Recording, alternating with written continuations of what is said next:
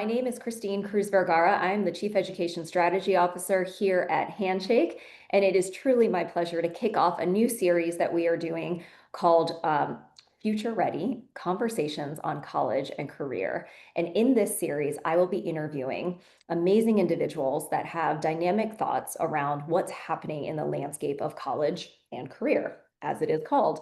My first guest today is the very unique and dynamic Angel Pérez. Angel is actually a dear colleague and friend of mine for many years now. He is the CEO of NACAC, the National Association of College Admissions Counseling. And he has also served as the vice president for enrollment management, both at Trinity as well as at Pitzer. So some of you may be familiar with his work there. And he is also a new author, which we will talk about in a little bit in this conversation as well. But what we wanted to do was really honestly just give you a sneak peek into a conversation that, quite frankly, Angel and I would probably have over dinner, where we would talk about what is happening right now in higher education. Why is it happening? What are colleges and universities doing to adapt to this particular moment in time? And what does this all mean for employers? So just to level set really quickly, we've got a lot of folks in the room. We've got over 200 people in the room today.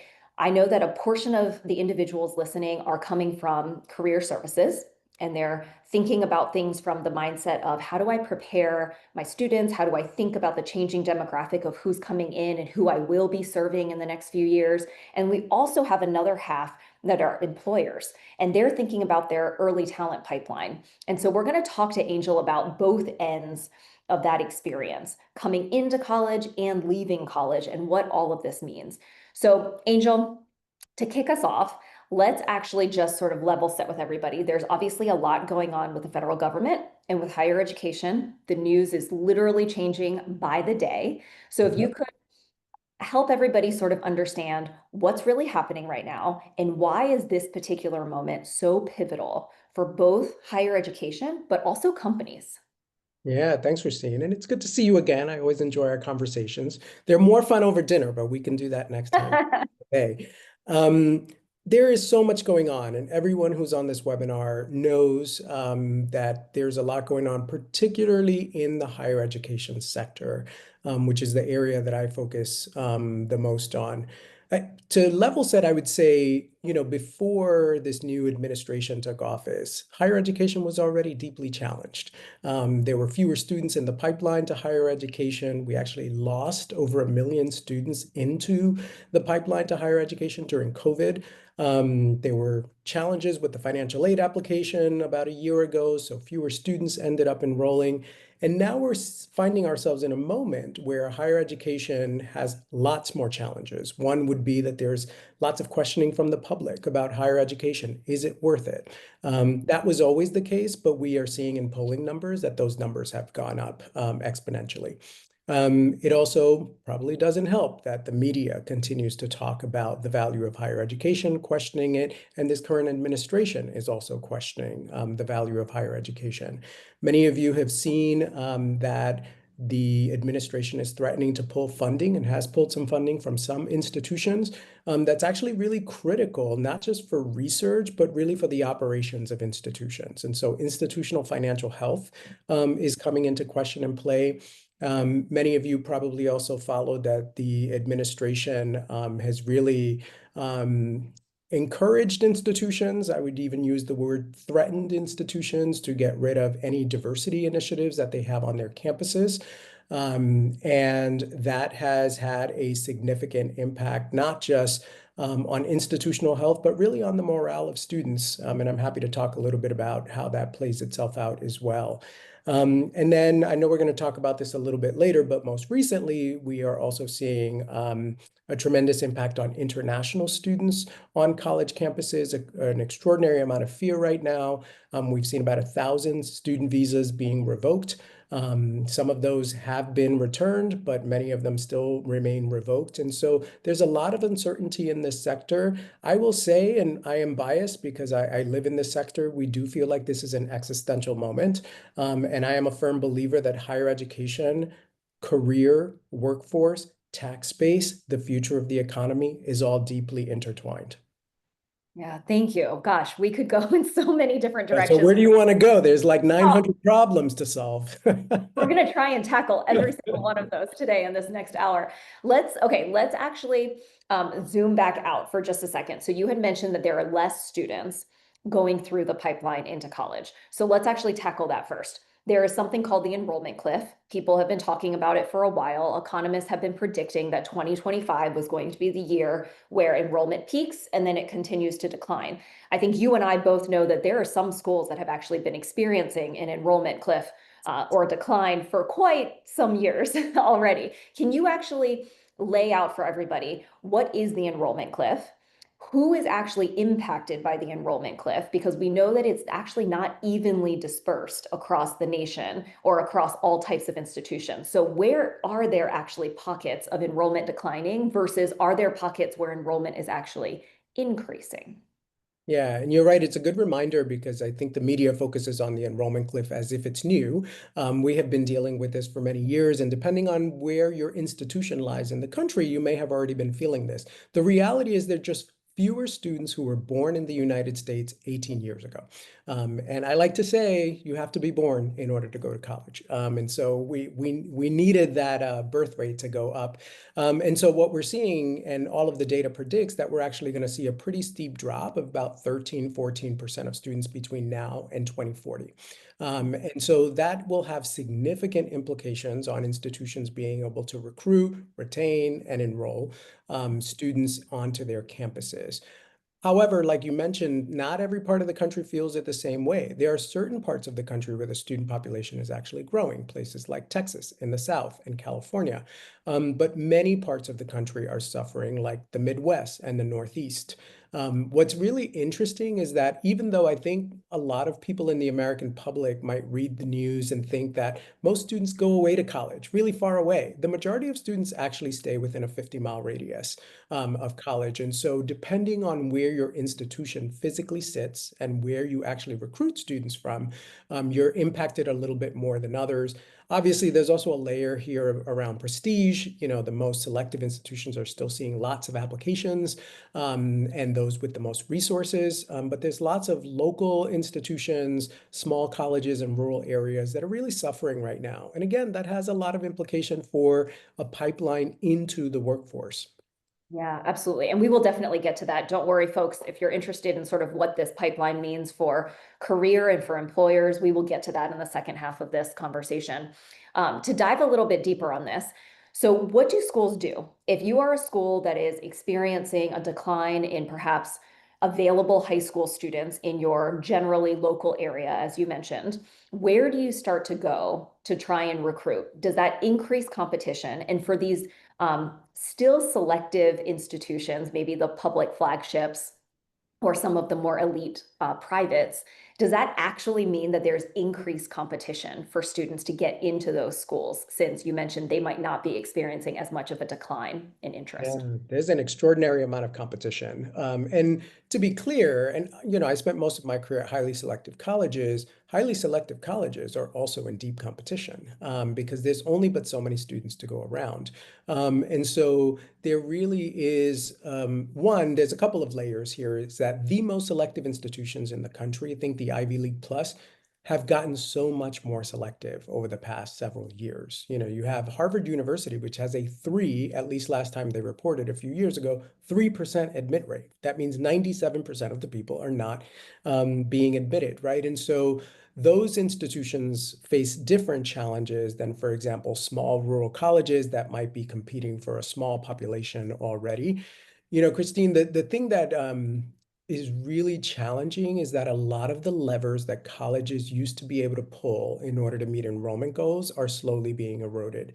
Right now, and I know we'll get to this, colleges are very concerned about whether or not international students will choose to enroll here next year, given what families abroad are seeing on the local news. And so as a result of that, colleges and universities used to be able to rely on a certain percentage of international students. The country that sends the most students to study in the United States has been historically China. And China, as you already know a deep US-China conflict right now. And so that is a really big challenge for institutions. And then the other piece is institutions used to send recruiters and sometimes actually have recruiters live in states where the student population was growing, like Texas and California. However, even though that still exists, it's an extraordinary challenge because the market is so flooded and competitive, right? And so just because you might actually send a recruiter to a particular area doesn't mean that's going to actually increase your enrollment number. And in an enrollment strategy, it usually takes 3 to 5 years to actually see your results. Yeah, that's interesting. I mean, obviously, a lot of schools are facing financial constraints given potential cuts in research funding and federal dollars. With a declining enrollment, there's less tuition dollars. However, with more competition, do you think that that means some schools will either freeze or reduce tuition instead of continuing to increase tuition? Like, what do you think is going to happen in that space around that topic, since the cost of higher education is obviously a big factor for a lot of families and a lot of students? Yeah, that's such a complicated issue. We could do a whole seminar about that. And part of it is, I sat on several college cabinets, and no one ever wants to increase tuition. That's like the conversation no one ever wants to have. But it's a very expensive model to run institutions of higher education. If you think about it, most of them are running small cities, and it's a complex financial model.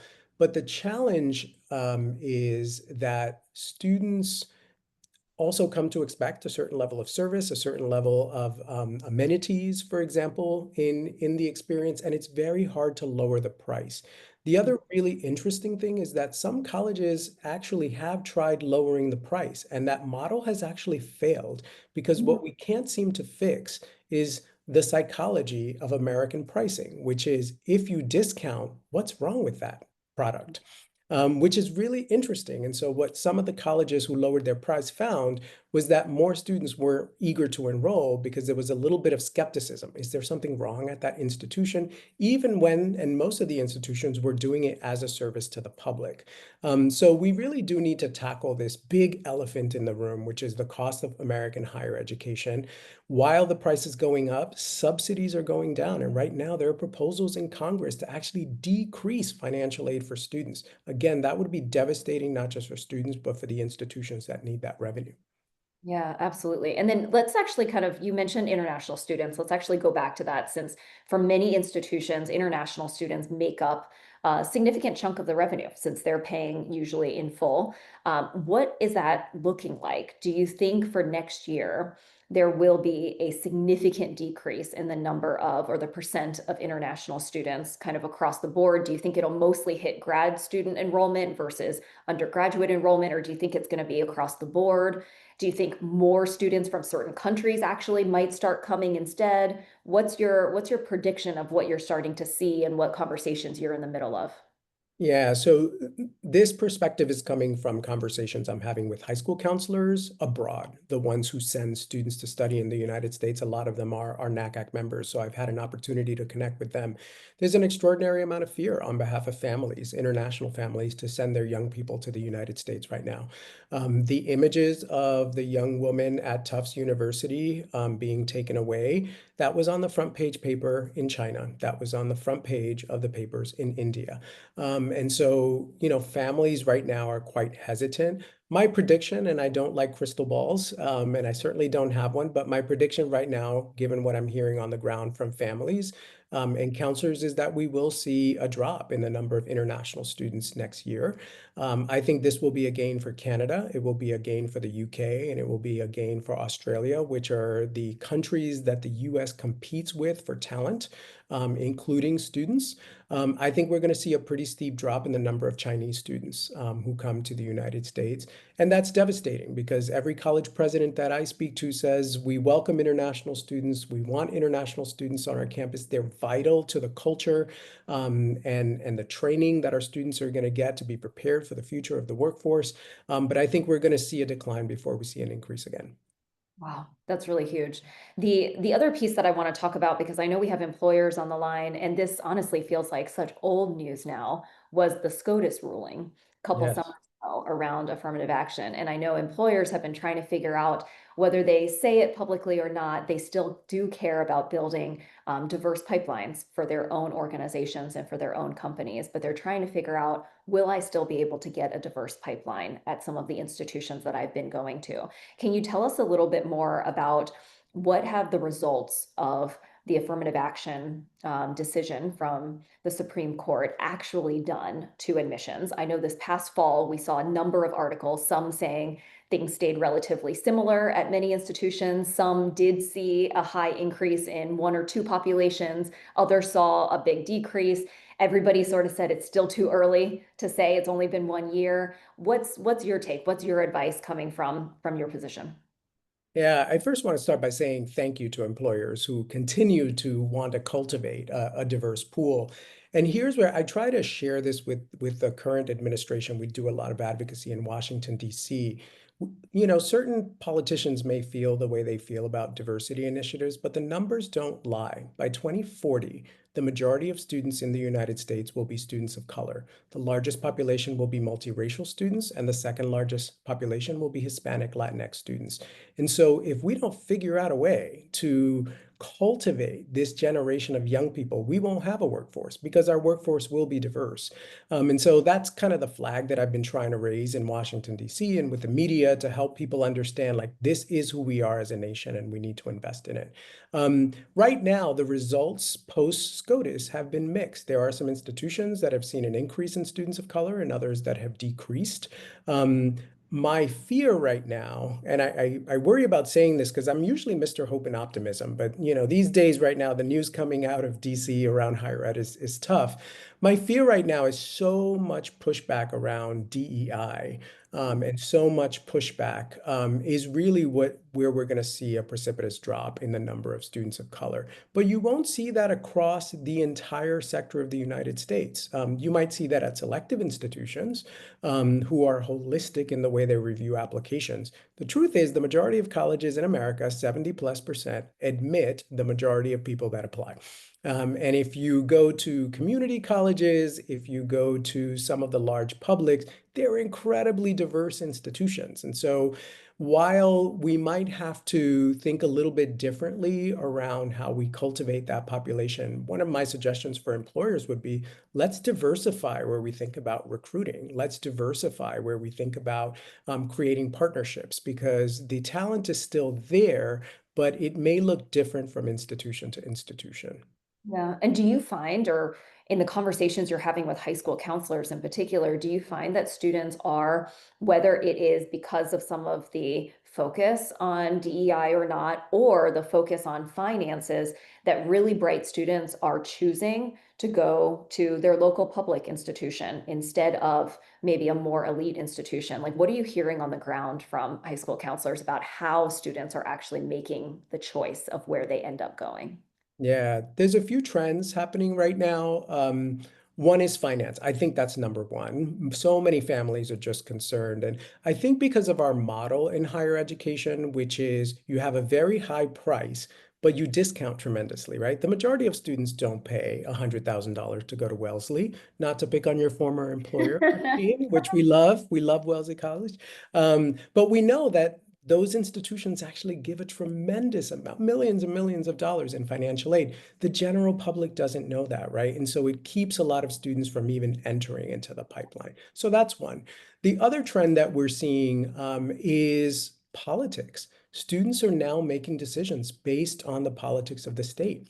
And so there are, I know we haven't gone there, but a lot of my high school counselor members are telling me that their young women are fearful of going to certain states to college. And so they have removed certain institutions from their college list as a result of the politics of the state. That's something we didn't see 5, 6, 7 years ago. So that has shifted the landscape as well. And so the way that young people are making decisions is so different now, but I would still say that pricing is number one. And I do think Access is also another one that I think students are so overwhelmed by the process that those institutions that are actually making it a little bit easier to get in, and I don't mean by selectivity, I mean that the process is simpler. They're having a lot more success than others, and that's why I think the large publics are doing pretty well right now. Yeah, okay, let's actually talk about the process a little bit. There's a lot to probably demystify. Not everybody on this call has worked in admissions or enrollment management. What has actually changed about admissions and what has not changed about admissions, say in the past couple of years? Yeah, gosh, again, we could do a whole webinar, but I'm going to try to stick to a few. One movement that really has shifted since probably most people on this call went to college is that the majority of institutions in the United States are test optional. So you do not actually have to submit a test score in order to go to those institutions. So there's lots more questions happening right now in the profession around what does it really mean to be college ready? We've had the same admissions process probably for the past 50 years, and there is really a hunger and an appetite, and my organization is helping to lead many of these conversations around what does the admissions process look like in the future and meet this generation of students where they are. There's been a lot of movements to actually simplify the process. So one of the examples I'd like to use is direct admission. There are many state and private institutions now that basically will send a letter to a student and say, you're already admitted. Given what your high school transcript says and the data that your school district sent us, you are qualified to be a student here. I love the state of Minnesota is doing this. Utah is doing some of this work. So entire state systems. I mean, talk about flipping a model on its head, right? As opposed to saying, students jump through 4 hoops in order to get into the institution, we're going to remove that barrier for you. And all you have to do is fill out the financial aid application and tell us if you want to be here, right? And so there has been a lot of change in terms of what admissions, what the process actually looks like. I think for highly selective colleges, there's still a lot of conversation happening there, but some big questions that I think those of you who've never worked in enrollment might be shocked by, which is, do we require essays in the future? What is the value of a teacher recommendation letter in today's environment or a high school counselor recommendation when in the state of Arizona, there are 900 students to one high school counselor, right? That's not a recipe for success. And so we're really at this inflection point of really reinventing the process. Wow, that's amazing. I'm sure some students would really wish for employers to do direct hiring so that they Yes, yes. Maybe that's the next step. I don't know. maybe employers will be copying that strategy at some point, but that's super interesting. Let's talk about the recruitment process. So one of the things that you have certainly heard me say multiple times is that if career services on a campus is doing their job well, they will directly impact the 4 Rs: recruitment, retention, revenue, and reputation or ranking Yes. of institution.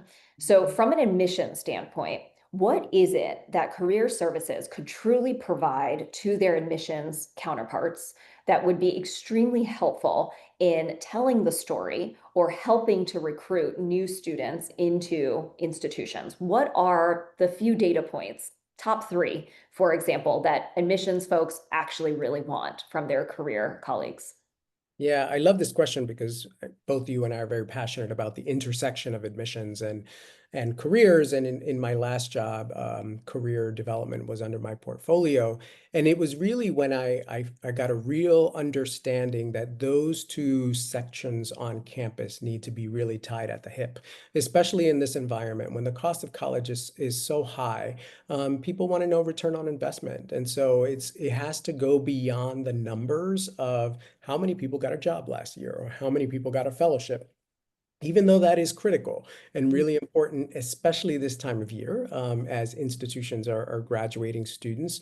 But I also think, institutions of higher education, a lot of their offices work in silos. And so one of the things that I've been trying to do in this role, and I know, Christine, you're passionate about this as well, is really emphasizing to career services offices that you are actually one of the chief recruiters on a college campus. And so really helping that office to share the stories, to be able to bring some of the data to life around why is it that your institution is uniquely prepared to shepherd young people through the process from college to career or career and beyond. It's not just career, I think is going to be really critical. And again, more critical today than I think it ever was.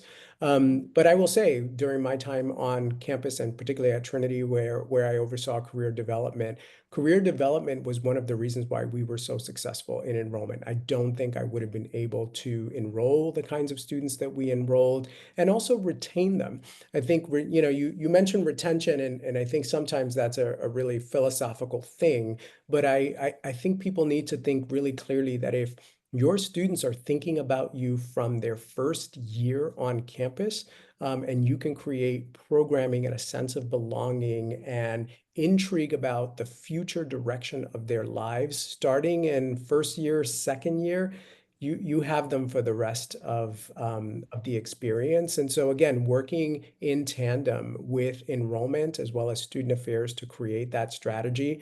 It's retention, it's revenue, it's recruitment. What's the fourth R? There's another one. ROI. Reputation. And then there's ROI, right? And so easier said than done, I fundamentally understand. But if you don't have a strategy or a strategic plan around that, that's something you should be doing on your campus. Yeah, and I'm just curious, since you actually oversaw career services in your previous position, what's your take on the reporting line of career services going into admissions or enrollment management versus the provost office or the president's office or student affairs? Do you personally have a strong take on that, given you have personal experience?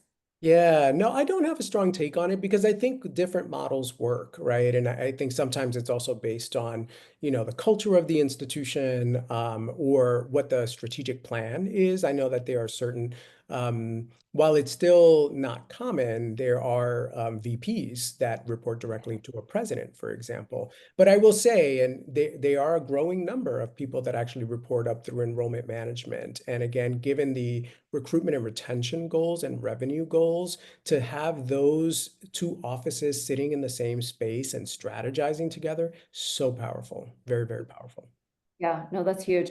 Do you think that given the funding constraints that schools are facing right now and the obviously federal dollars that are being cut, do you anticipate that admissions offices are really going to be seeing a cut to their budgets as they attempt to do enrollment and recruitment strategies moving forward? Or do you think in some ways that function is a little bit spared because they are the ones bringing in the revenue for the institution, and therefore the institution isn't going to be likely to want to cut admissions or that area? Yeah, it's interesting. I literally just came back from a lunch with someone on a campus, and we were just discussing this on this person's campus. Um, I think it's going to depend on the institution, but I think the overwhelming sentiment right now is everyone is going to feel the pain. While you certainly don't want to cut off your revenue generators, right? Like you wouldn't want to say, I'm going to have less people on the road and I'm going to have less development officers fundraising. I think they may see admissions, for example, might see fewer cuts or requests for budget rollback, but they will see it. And actually, it's already happening. Almost every member that I talk to who's on a campus says, I've been asked to cut my budget by X. And so they're trying to do that creatively in ways that are not going to impact frontline recruitment. But it's going to be tough, and I think it's only going to get tougher in the fiscal year 26, which for colleges starts in July. Yeah, yeah, absolutely, absolutely. One other topic that I want to kind of touch on that still touches on your answer from the very first question. We covered at least, I think, five or six of those themes, so we're doing good. Have you solved the world's problems yet? Appreciate your perspective on all of that.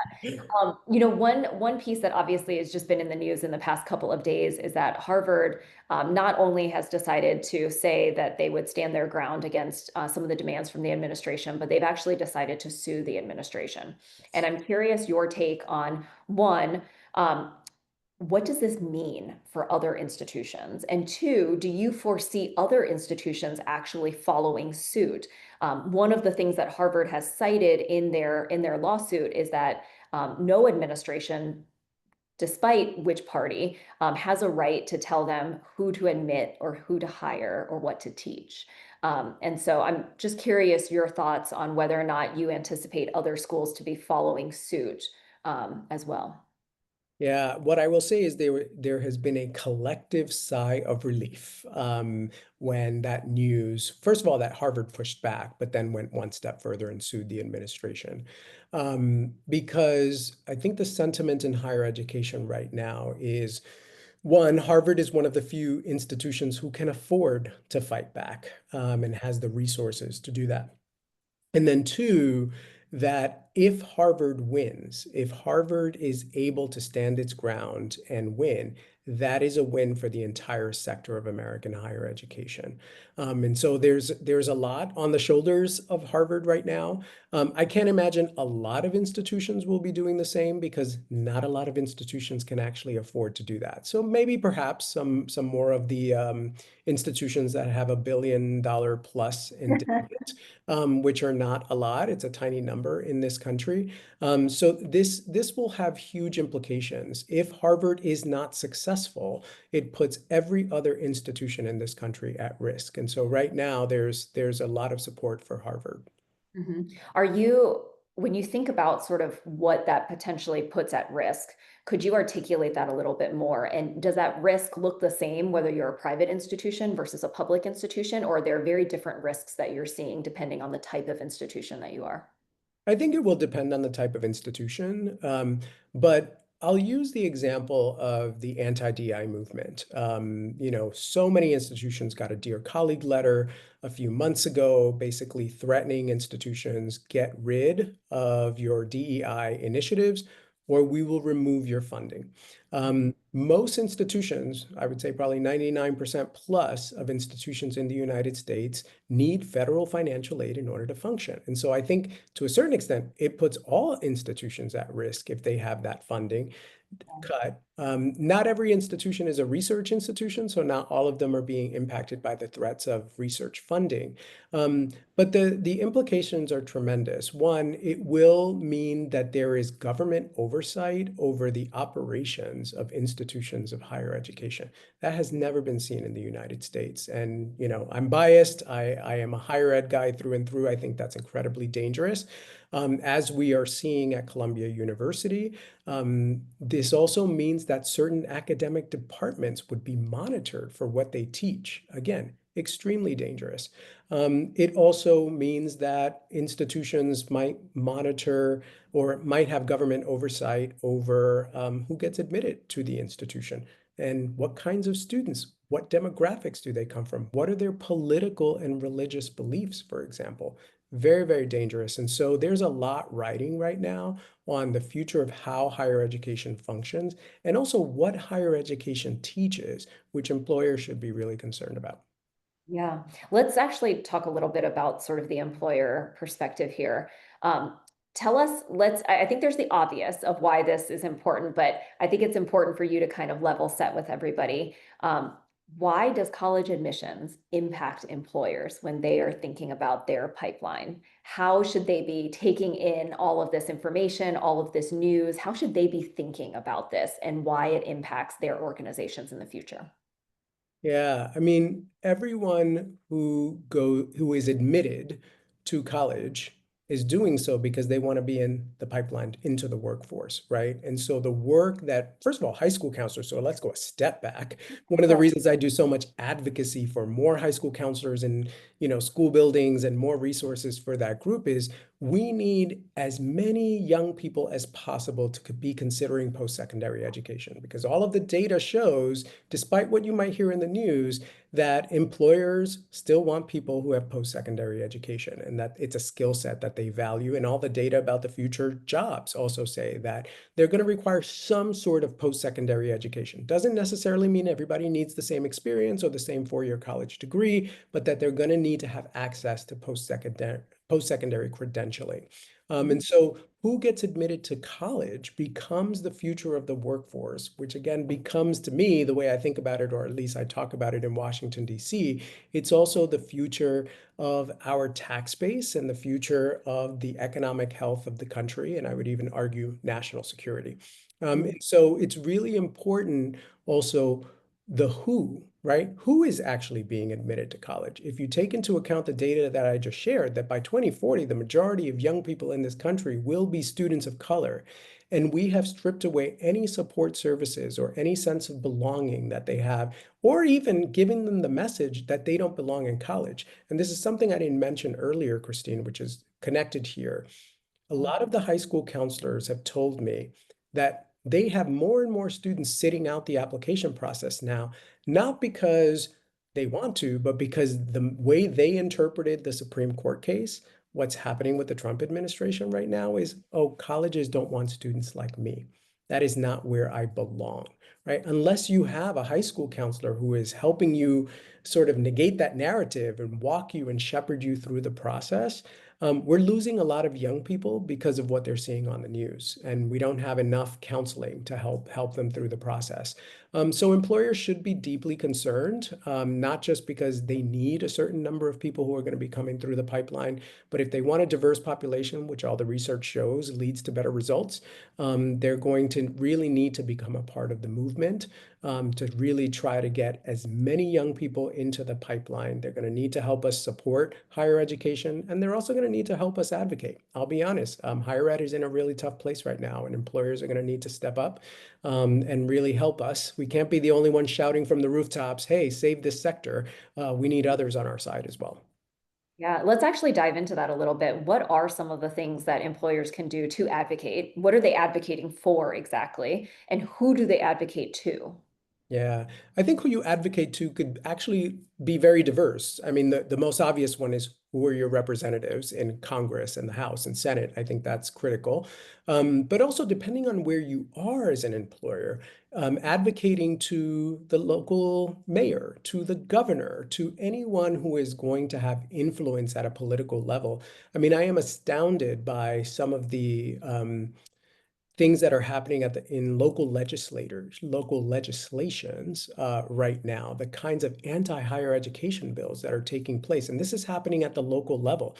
So I'm going to pick a random state, Utah. If you're in Utah and you recruit most of your employees from universities in Utah, you should be very concerned about what's happening in the pipeline into the University of Utah. What kind of resources is the university being given? What kind of students? How are they doing on the recruitment front? And what kind of barriers are politicians putting in place to get these young people into the pipeline? And so helping local politicians and national politicians connect the dots between what happens from K through 12 into college and then from college into career is really important. And what I'm finding is right now, higher education has become, for lack of a better term, the punching bag of this administration. We need other allies to stand up for us. We need other allies who are going to say, this really matters. And if you care about the future of the nation and of our economy and our national security, we really need to invest in higher education. And I know this is tangential, but I feel very passionate about it, so I need to share. I sit on a couple of international boards, and what makes me really sad is that my colleagues on those boards, higher ed boards, have said, America's lost is going to be our gain. We are going to be so strategic. What we are going to do is we are going to recruit your students. We are going to recruit your talent. We are going to take advantage of this opportunity where America is becoming so insular that we are actually going to take some of your talent who doesn't want to put up, with the things that are happening. And we're already seeing it. Professors who are moving abroad. There are fellowships. So there are universities who are saying, well, your research dollars were cut at Yale or Harvard or Penn.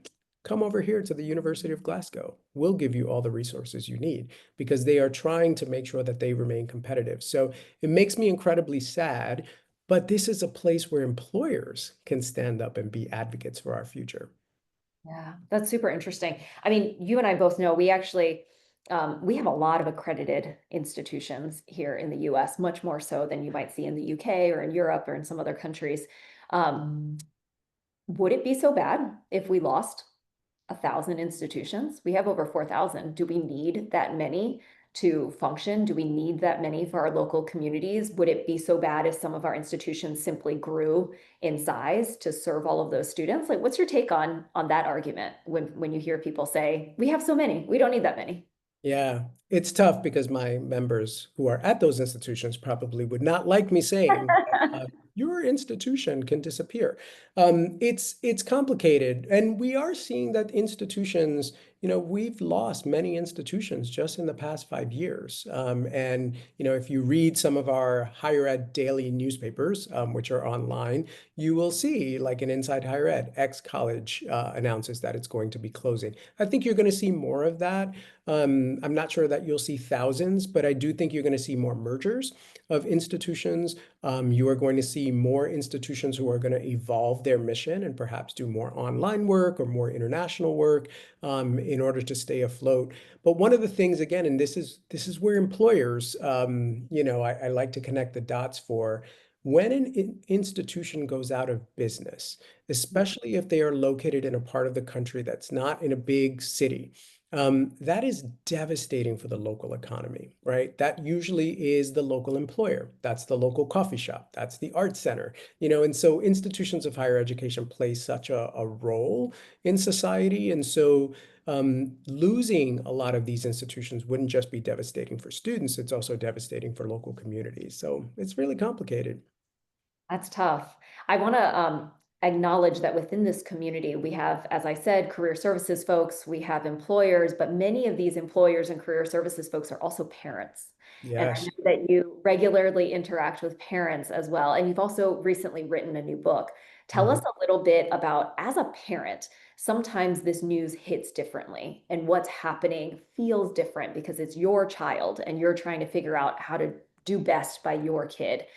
What advice do you have for parents right now about how they should be thinking about this whole admissions process, how they should get their student into the pipeline for work, so on and so forth? What are your thinking? I love that you bring up parents because I've also been sharing with every audience that I speak to, parents can also be a huge advocate right now. Mm. I think every parent, there's like an op-ed I have in my head. I just haven't had time to write it yet, but I think every parent in America should be very disturbed by what's happening to American higher education because that is the future of their children's universities, their children's education. And so the question I would ask is, would you want the government monitoring what your children can and cannot learn? Would you want there to be restrictions on, the kind of experience that your young people have? Or do you kind of want the system that we have now, which is a really diverse system of higher education that students can choose from? And so in terms of advocacy, I would say that's an area we need you, parents, speaking up, going to your local town halls, expressing your discontent to politicians all over the nation. But I would also say, this is a really hard time if you are the parent of a senior, and I have spoken to many. Many of you know April is decision month. And so most young people have to make a decision by May 1st about where they're going to go to college. And what I'm hearing from so many people on the ground is it's usually such an exciting moment in a young person's life. And really, right now, it's just extraordinarily anxiety producing because they don't know what the future is going to bring. But I have also advised those families stay the course, right? Like the reality is, most institutions of higher education, one, are fighting back against everything that's happening, but also, and this is what warms my heart, I'm actually speaking to you today from the University of Chicago campus. I'm here for meetings. I was on a different campus last week. I'm on a campus almost every week. There is joy on college campuses. There is so much cool stuff happening. And I think if you watch the news, you just think that there's nothing but, destruction happening on campuses or protests. I have not seen one protest on a campus anytime recently that I've been on these campuses. And students are going about their day and they're worried about their finals and they're thinking about, graduating and getting a job. the world still continues to go on. And so I would also say monitor the kind of news that you are taking in, engage directly with colleges and universities. If you have the resources to visit the campuses that you are thinking about, please do that. But if you can't, just go to a local campus. Everybody lives within a driving distance somewhere to a campus, and spend a day there. I think it will really warm your heart to see all of the wonderful things that are still happening in higher education, despite the news. I love that. Thank you for that optimistic tone. What is, I mean, let's kind of continue along the optimism, the road of optimism here. When it comes to career services and employers, are there certain things that you think, very tactical things that they should be doing together in order to shore up this pipeline of talent and everything that you've just also warned us about? Are there proactive things that people on the line today should get off and go do? Yeah, I wonder, one of the things I've been thinking about is I wonder if career services offices, or let's just say institutions in general, and employers probably need to be creating pipelines earlier. I mean, I think we're always used to engaging in the junior year of college or in the senior year of college.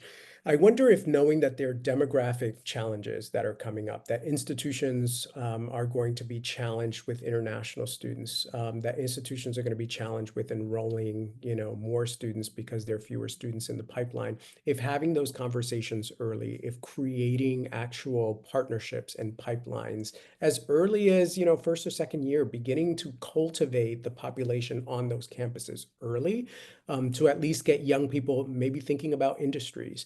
We haven't touched about this because we could do 5 webinars about it, but in 4 years, when you will be recruiting this cohort that's actually going into higher education right now, the world will be different. AI will be it's already huge, but it's going to be really impacting the way that we do our work. How do you actually begin to work with those young people to create those partnerships and cultivate them now, as opposed to waiting 3 or 4 years from now? So I'm not 100% sure what that looks like. And you've been on a campus, Christine, so I wonder how you might feel that play out on a campus. But I've been thinking more and more that when we start engaging these conversations and partnerships, it's almost too late now.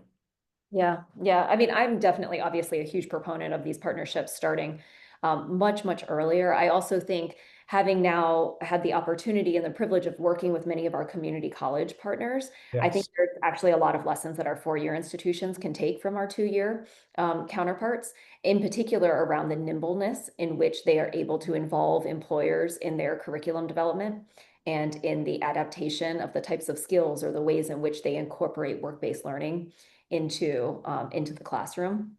And I Yeah. think that's hard. Obviously, like I worked at institutions like Wellesley, where to change curriculum can take 2, 3, sometimes 4 years.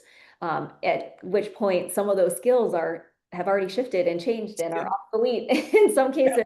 And so I think that the nimbleness with which we can do that is really important, but it does require those of us in higher education to be able to truly change the structures. And that's very hard for a lot of our partners that are sitting in career services to have the influence to be able to do that. And that actually leads me to a question that we got from an audience member a little bit earlier today, which the crux of his question is really how do we elevate this message that career development should be a central pillar in the future of higher education? And he premises all of that to say, given the intersecting challenges in higher education, like the enrollment cliff, like budget constraints, like the shifting federal policies, it feels like we're in an existential crisis or pressure, as you said. And at the same time, career services is really uniquely positioned to reframe that entire narrative around the value of a college degree with the storytelling, with the data, with the ROI, so on and so forth. So what are practical steps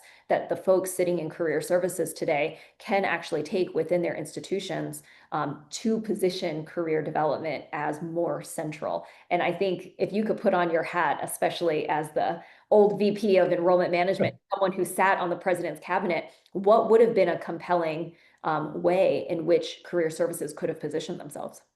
Yeah, I love this and agree with everything that was just stated. There is a huge opportunity also because what we are seeing is there is also a shift in the country and at least in the national narrative around career. And so for career services professionals to be able to lead this conversation on their campuses, I think is going to be critical. And by the way, to connect the dots, one of the reasons why I think it's great to be able to report up through an enrollment management office is because enrollment management always has a seat at the table, in every room. Like that's why I was so busy all the time, right? Because it is so critical to the success of the organization. And so having sort of a chief advocate on the campus is critical. It's very interesting. One of the chapters in the book that's coming out in September is actually about becoming an astute politician on campus, and that skill set that is so critical. And I've actually believed that career services professionals, particularly if you were in the leadership chair in careers, it's going to take some interesting politicking, but that is a huge opportunity to network your way through the institution and also even to become a local leader. To be, when I was at Trinity, our career services director, who is now at Dartmouth, and who's a wonderful rock star, he was not only leading on campus, but as a result, he started leading an industry in Hartford and partnering with organizations there. He was chosen to speak in different events in Hartford. And then all of a sudden you move from politicking on campus to taking your message to the local area and industry. And so there's a huge opportunity there. And again, anytime that you can get close to the president's ear, because presidents right now, you think an enrollment job is difficult. Being a college president, joy is not the word I would use for that job. And they are looking for advocates. So one of the things that I always said to my career development colleagues is raise your hand to say, I want to be one of the people that help solve these challenges. Career services is no longer on the sidelines. We are central to this conversation. And it's a great opportunity to reframe and help people understand not just about the ROI, but that higher education is about career. And right now, the narrative in the country is that those two things are separate. And you and I both know they're not. They are not, but we definitely need to talk about it in a way that the general public and employers understand. And I think a lot of that has to do with language. And those that have heard my keynote or me talk about change management, language is such an important component to creating buy-in and also Yes. to helping folks see that you are actually with them, not against them, Yes. on a number of pieces. But I love that you actually brought up that you have a whole chapter on politicking on campus, because the reality is higher education is a very diffused organization with a lot of different stakeholders who carry a lot of different agendas, and your savviness in being able to navigate the politics on your campus is crucial and critical to your success as a leader, especially in career services. And anyhow, it's near and dear to my heart. You and I have obviously talked about this a lot. Those on the line don't know, but I actually served as a consultant for Angel and Trinity. That's actually how we first met when I was back at Wellesley. And it is absolutely core. And that is a skill set that I would say for leaders in career services. If you don't have that, that is something to start honing and working with somebody on to make sure that you are building that capacity to be able I to. would say, one of the chapters is becoming an astute politician. Is the other one is what you and I care about as well, the power of storytelling and how to use that skill set. And it has to be a very strategic skill set to succeed in this environment, to be able to succeed in higher education. Absolutely. Absolutely. Can you tell us the name of your book again? Yeah, so the name of the book is called The Hottest Seat on Campus, and it is written with chief enrollment officers in mind, because one of the things that I heard on my listening tour was joy is not the word I would use for this job. And so I felt like, there's so many people who are burned out, who are not succeeding. And what I'm realizing is anyone who leads in higher education, you can take the word admission off of the book. It's really a book about how do you lead in higher education at this moment? What are the skill sets, the new skill sets, I'm calling them superpowers, that you need in order to thrive, because the landscape has shifted so dramatically. The way you and I grew up and were trained in the field, those skills are lovely, not relevant anymore. Yeah, that's right. Oh, I love that. I can't wait to read your book. That's fantastic. Let's close with one last question for everyone, which is, and we'll end on a happy note or as happy as we can be. What do you want people to take away as an action that they could take whether they are career services or they are an employer or they are in admissions right now, what's one thing that people can leave this conversation with and go do tomorrow? Yeah, can I do two? Yeah, of course. One Go. is, and we've already talked about it, which is, look, higher education is an existential crisis at this point, and we need every advocate. So whether you're an employer or you're a career services professional or you're a parent or you're both, we need you on the ground, whether it's in your local communities or whether it's writing to your, federal representatives.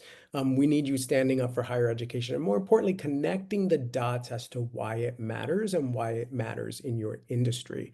But the other piece I would say is think differently and expand the way we have done things in the past. And for career services, we already had a few examples of how you might politic your way differently or how you might take a leadership moment. But for employers, I would also say think differently about where you recruit. I have had the honor of I've recruited in all 50 states and in 6 continents. Talent is everywhere, but opportunity is not, right? And so despite what you're hearing on the news, and again, I spent a lot of time on college campuses, there is so much hope and optimism and talent in young people all over the United States and abroad. So I hope that you are thinking about expanding the way you recruit students, and also leaning into partnering with institutions earlier, knowing that you have this diverse, talented pipeline to choose from. So think differently.